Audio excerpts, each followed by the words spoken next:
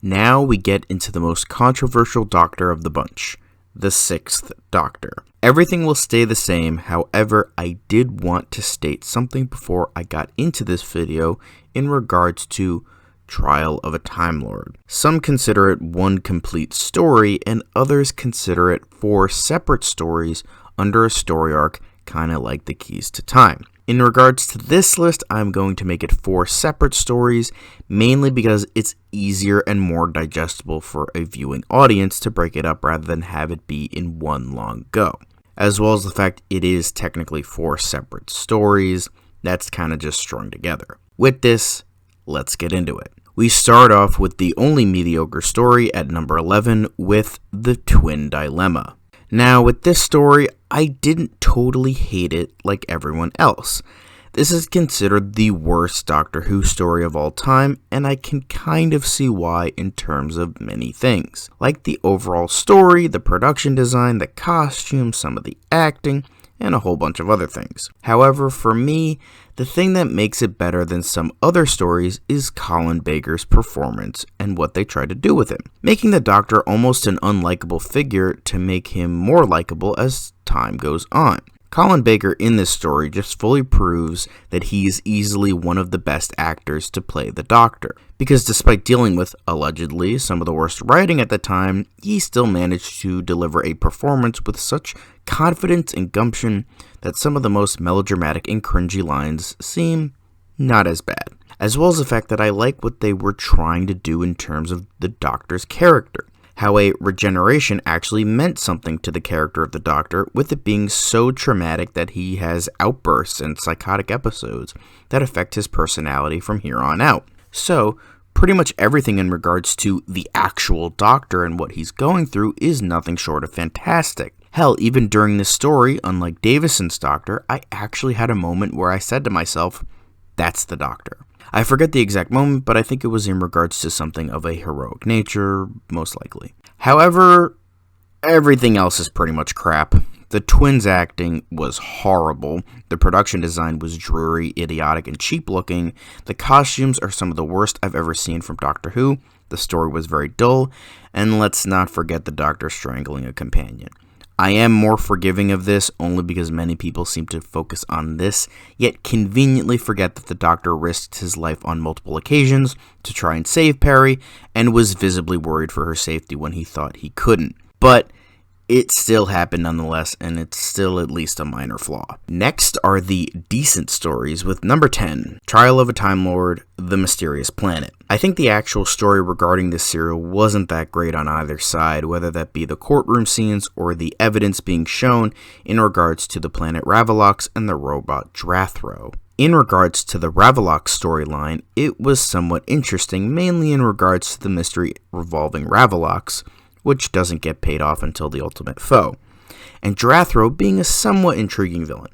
But for the most part, I found that the premise was fine, but the actual story execution was bland and not incredibly interesting. The courtroom scenes were a bit bothersome, as they keep interrupting the few interesting bits of a decent serial. However, they could have been a lot worse, as well as the fact that the courtroom scenes did have a bit of intrigue in regards to the Valeyard and his accusations, and how the actual Time Lords factor into all of it. Not terrible, but not exactly extremely interesting or rewatchable. Next is number 9 with Timelash. I don't hate this story as much as a lot of other people do, but I can see its various problems, and it's certainly the weakest of Season 22. It's a pretty simple, power-hungry leader wants to rule the planet story. It tries to make it a bit more unique with the temporary companion in a young H.G. Wells, which is easily my favorite part of the story, and the fact that the Doctor went to the planet previously in his 3rd incarnation. However, it just felt unbelievably forced and was not necessary to the overall narrative. The story was simplistic, yet I did enjoy it. However, I felt its themes were a lot better executed in the previous story, Vengeance on Varos, which is pretty much this story but smarter and more interesting. However, I did still enjoy myself when watching, and a young H.G. Wells being shocked and astonished by everything was very fun to watch, and does make me wish that he came on as a companion and given a bit more meat to the relationship between the Doctor and Peri. Overall, though, despite being pretty fun and having a decent effect for the evil leader, it was just okay. The third Doctor stuff just felt forced, there was nothing really smart about the story, and some of the production design is unbelievably bad. But still fun despite this. Next is number 8 with Trial of a Time Lord, Mind Warp. With this one, since it comes from the arc of Season 23, it has 2 ongoing storylines between the trial and the actual story. The trial stuff is once again okay. The intrigue is there in regards to the mystery of the Valeyard and the rest of the Time Lords and that whole thing. It's still not incredibly interesting as a whole, as it just seems kinda dull with the exception of that slight intrigue. In terms of the story, I do like the return of Syl, and he is as disgusting as he was in Vengeance on Varos, as well as the science experiments and the Doctor becoming kinda evil, essentially, which works in Baker's favor as he is more in tune to playing more evil characters. However, the overall story in regards to Syl's superior trying to find a replacement body as he is impending death wasn't terribly interesting, but it was certainly more interesting than the story in The Mysterious Planet. I do, however, love Brian Blessed in this story, as he was incredibly hilarious, mainly because he overacts so goddamn much, but again, it's hilarious. However, Perry leaving was sort of dull, and despite being the blaze of glory like the writers were intending, it just comes off as anticlimactic, forced, and dull. Because honestly, Perry deserved better. And I'm not talking about the real ending in The Ultimate Foe either. Overall, the main strengths that come from this episode are Blessed and Baker's performances, the return of Syl, and some highlights among the story and the courtroom story. But outside of that, nothing terribly great. Now we get into the good stories with number 7, which is Trial of a Time Lord, Terror of the Vervoids. While I think this was a good story, had a decently executed mystery, and an interesting foe, it has one major flaw, with that being the introduction of Mel Bush. While I am aware she does get better in audio stories, since I haven't gotten to that yet, I am purely basing her off of her 2 appearances in the 6th Doctor era, and they aren't good. They tried to make her a bit more of a character with making her from the future and a computer programmer, but that pretty much added nothing to her at all, and she was pretty much a damsel in distress. But that's for later discussion with the companion ranking. Ignoring her, this was definitely a genuinely good story. I liked the Vervoids, I felt they were a good and intriguing villain, not incredibly unique or complex, however, I still felt that despite being in the name, how the Doctor and Mel slowly come to figure it out was interesting and well executed. I also liked the design of the Vervoids, despite looking like female genitalia for some reason. I thought it was somewhat reminiscent of that H.R. Geiger style, except way cheesier and on a simpler budget. I think it's safe to say that the biggest flaw is definitely the new companion, who became one of the worst in the show's history. However, despite that, I thought this was an intriguing mystery, an interesting story, had a good villain, and was overall good and enjoyable. Also, the courtroom stuff was very forgettable, so it's barely worth noting. Next up is number 6 with Trial of a Time Lord, The Ultimate Foe.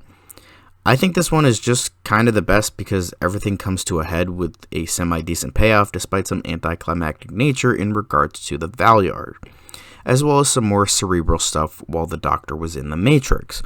While it does seem expository in some places, I thought the actual revelation and payoff was so interesting, albeit confusing at times, that I was somewhat willing to push it aside. As I said, the stuff in the Matrix was really cool and interesting and somewhat cerebral at points. I think this story took better advantage of the weirdness and intricacies of The Matrix than Deadly Assassin did, which I felt was just a boring chase scene. Here, there's just sort of this weird aura to the whole thing, where you definitely feel like you're in a different world. It's not something like out of Twin Peaks or something like that, but sometimes I think just going a bit weirder is better than going fully weird. It comes off as sometimes more interesting and possibly even scarier to the viewer, which it did feel like at points. The Valeyard does sort of have an anticlimactic, quote-unquote, end, but I blame that on the fact that the Bakers had to rush the ending due to the death of Robert Holmes. While it wasn't great, I can't hold it against it too much, especially when it's revealed he's still alive. But it's still worth noting. I also think that despite a rather small part, Ainley is fantastic, and it is certainly one of his better performances as the Master. While I haven't said it as much since he had a small role and couldn't really do a lot, Michael Jayston was also pretty good as the Valeyard. It is kind of a shame he never made a full return to the series.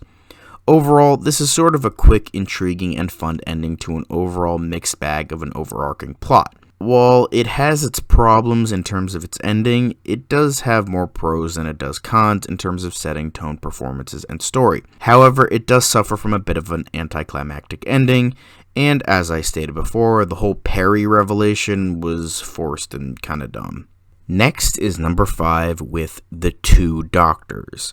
This is definitely one of those stories where I want to put it in the very good or great category, but something is holding it back that I'll get into later. However, almost everything else about the story is fantastic. The great build-up, the use of the second Doctor, the villain's plan, and the actual villains. To an extent. I also like the banter between Jamie, Perry, and the Sixth Doctor, and it goes to show that sometimes you need more than one companion. They just had this great dynamic that I appreciated. In terms of the villains, the Sontarans seem a bit superfluous in the story and don't really add a whole lot, but I found Dastari and Shaseen, I believe her name was, to be good villains. And then there's Shockeye. Oh boy. He's supposed to be some sort of over-exaggerated commentary on meat eaters, as Holmes was a vegetarian, and I honestly kind of hated it, because if Holmes views people who eat meat like this, well then he's a fucking asshole. Great writer, but an asshole. Not the main reason I don't think this is as good as it could have been, though. The main reason is the third episode. Holy fucking shit, did the third episode piss me off. The first episode had really great setup, then the second episode had a really fun back and forth trying to stop Dastari and Shaseen, and some decent action, but the third episode was honestly really stupid and really boring. When the second Doctor turns into an Adrugum, the humor is cringy and just plain bad, and then the rest of the episode is pretty much Perry, Jamie, and the Sixth Doctor walking around Spain trying to find them. It does get a bit better towards the end, but when the majority of a 45-minute episode is bad humor and people walking around, you tend to lose interest. It's a shame, too, because the first 2 episodes I was like, why do people hate this story? It's genuinely great. I would have given it an 8 or an 8.5, but unfortunately, due to the mediocrity of the final episode, I had to bump that down to a 7. But outside of the final episode and the character of Shockeye, this was a damn good serial. Now there is the only very good story at number 4 with Revelation of the Daleks. Again, the main thing that prevents this from being better is one major thing, that being the lack of the Sixth Doctor. With this, it just didn't feel like a Doctor Who story at points, mostly through the first episode. The second episode is an improvement, but it still lacks that certain charm that Colin Baker's Doctor could have brought, as well as his smarmy attitude to a lot of things.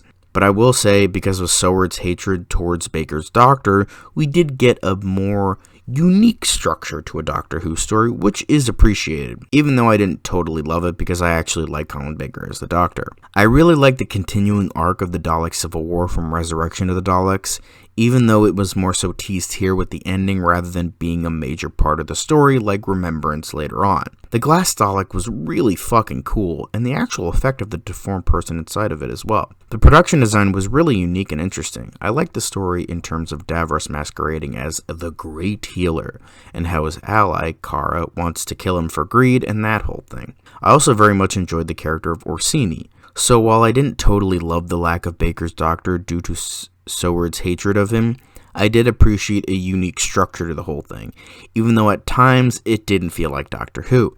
However, that is really the only major negative I can give it. Now to the great stories with number 3, which is The Mark of the Rani. I really like this story a lot, mainly due to the performance of Kate O'Mara as the Rani, as well as her chemistry with Anthony Ainley's Master. In terms of season 22, I don't really see this one getting a lot of attention, and I'm not really sure why.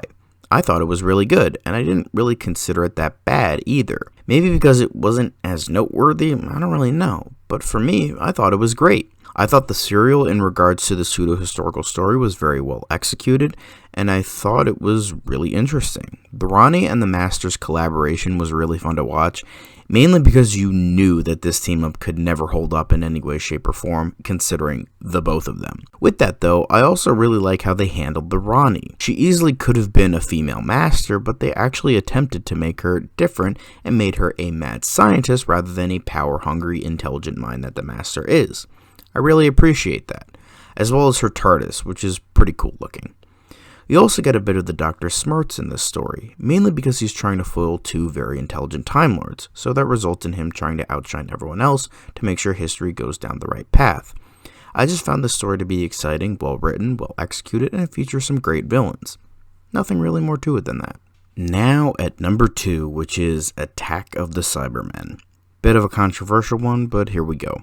While I am aware that it's pretty much copying a bunch of plot points done better from the serials before, I still really like this serial. I thought there was more meat to this iteration of the Cybermen. As excellent as Earthshock is, the Cybermen didn't feel like Cybermen at points in that story. With this story, while probably inferior, the Cybermen feel like Cybermen here. Maybe it was because of the references, maybe because they were written a bit better, but I feel as though they worked better here despite Earthshock being an overall better executed story. Mainly because it stands on its own 2 feet rather than relying on past stories to tell its narrative. It's sort of a double-edged sword in regards to that. Cybermen being Cybermen but relying on past stories, or just being a good story. With all that, let's move on. I thought that the plan involving Halley's Comet, a real-life occurrence, was threaded into the story quite nicely, and I liked the stuff on Telos. As described by a few people, this is very much the Cybermen's greatest hit, and I don't necessarily hate that. Mainly because I felt that the references and ideas were well utilized, and I feel as though that the writing was still very good, and it made for a rather interesting story. While probably not the greatest Cybermen story ever, I still think, despite its many shortcomings, it has enough good in it to make it work. Finally, we reach number 1 with our only amazing story, and it is, rather unsurprisingly, Vengeance on Varos. Yeah, this one was pretty obvious, as even the people that don't really like the Sixth Doctor era usually gravitate towards this story, and it's a damn fine one at that. It's definitely the smartest story of the Sixth Doctor era, and has brilliant social commentary in regards to the violence in film, as well as televised points of view being changed for the sake of entertainment or favoring a certain viewpoint. While it unfortunately was very ironic that the violence in this story, which I believe was meant to be satirical, was heavily criticized, I still think it worked in favor of the story, and there felt like there was a point to it. Meanwhile, much of the supposed violence, which looking back really isn't that bad, in other stories seemed more like shock value for the sake of shock value. I don't really care because I really enjoyed the darker aspects to the whole season, and the more controversial aspects weren't really that bad, especially compared to the stuff you can get away with nowadays. However, outside of all that, the commentary is well executed and is threaded into the story very well, and doesn't come off as annoying or preachy. The main villain, Syl, is disgustingly creepy and annoying, and perfectly executed as the slimy and greedy businessman trying to get this rare mineral for cheap. While what he represents isn't exactly subtle as the rest of the story, I still feel as though he still worked because he was such a great villain and the rest of the story was well done. I also really liked the setting. Even though it can be seen as bland production design, I again feel that it worked in the serial's favor, because it was supposed to be this disgusting planet on the verge of apocalypse. I liked the couple that is experiencing all of this, and it serves as a good breath of levity to the whole thing, while also showcasing what the regular goings-on of Varos really is. I also appreciated that the governor wasn't a total bad guy, just being swindled by Syl and trying to figure out a way to survive in this very corrupt system on this shithole planet. Again, so many things about the serial worked, and I can't really think of anything wrong with it, not even Perry turning into a bird person. It's a little weird and definitely feels like 80s Who, but I like the uniqueness of the punishment that was being inflicted on her, despite being a bit strange. Now we get on to companions, which this time it will be very short. I don't think that I have to explain myself much with putting Mel at the bottom of the very short companion list the Sixth Doctor had. She was ungodly annoying and was only there to scream and run away from the monsters. Unlike Tegan though, as I stated before, there was at least an attempt to make her more than the screaming damsel in distress, like making her an exercise freak, or as I stated before, a computer programmer from 2001. Those qualities about her at least make her kind of memorable. She's still not good, do not get me wrong, she is a terrible companion, but at least there was an attempt at more than the average companion. However, despite this, she is still some of the worst Doctor Who has to offer in terms of companions. Although, I have heard she is better in Big Finish, but since I haven't listened to any Big Finish yet, she's still a shit companion, and she will remain on the bottom of this 2-person list. Now the best is obviously Perry. I didn't realize that there are a lot of people who don't like Perry, and I honestly can't see why. I think despite being a young companion, she didn't really have that archetypal relationship with the Doctor, whether that be a friendship or a teacher-student relationship or that kind of thing. With Perry and the Sixth Doctor, it was like they were an old bickering married couple, and it's pretty hilarious. While that is toned down in the second season, I think their dynamic and relationship is what makes Perry so good. Plus, she was funny and had a dry wit to her, and was very likable and overall a very fun companion that fit the Sixth Doctor very well. Their dynamic is what truly makes her such a great companion in the first place, as well as sticking around despite being choked by the Doctor. Now we shall get into the Doctor and his era. I not only liked Colin Baker's era, but I actually really liked him as the Doctor. Is he one of my favorites? No, definitely not. But despite a rather short era and some rather eccentric dressing choices, I didn't find his Doctor too bad. While you could say that his Doctor was a giant step back in terms of becoming more personable and overall well-rounded hero, I didn't really see it as a step back, mainly because the Doctor never really steps back. I appreciated that JNT tried to do something different with the Doctor. Did it work fully? No, not really. Mainly because you do have a lot of melodrama and the writing isn't exactly high tier. I mean, it was certainly better than the last 3 or so years, but not as good as the first Golden Age with Tom Baker's first 3 years, nor is it the second Golden Age with McCoy's latter 2 years. However, it's still better than the dreadful and bland years during the Davison era. Since the first season was made at the wrong time, with the UK still in the middle of the video nasty business, it did come under fire for its darker tones, but I liked those darker tones. While it was probably there to shock and cause controversy with the dwindling show, I still appreciated it because there was this oomph to the show, and the darker themes gave it a bit more of an identity. The first season of Baker's era was almost all hits, even stuff with Timelash, which wasn't totally awful. Meanwhile, Trial of a Time Lord isn't bad, but it's not nearly as good as Baker's first season and was disappointing and bland at certain points. However, moving on to Baker's Doctor, as I said, I liked the differences. He was pretty much the first Doctor before he met Ian and Barbara. Brash, sarcastic, authoritative, and downright cold. However, Baker still put a little of his own spin on it, becoming a bit more of a darker figure with the possibility of becoming that morally ambiguous figure that was better executed with the McCoy era, mainly because Baker still had other attributes that were more Doctor-like, caring deeply for his companions and still trying to do what's right in the face of danger. However, I will say the cowardly attributes, mainly shown in the Twin Dilemma, weren't exactly great. But for the most part, I felt he was the Doctor. As I said, the fact that I had a moment I said to myself, that's the Doctor in regards to Baker, just goes to show, at least in my eyes, he is definitely not the worst Doctor of the bunch. So, I've got to say, despite being the most controversial Doctor at the time, I actually liked his era very much. Mainly due to Colin Baker being one of the best actors to play the Doctor, easily.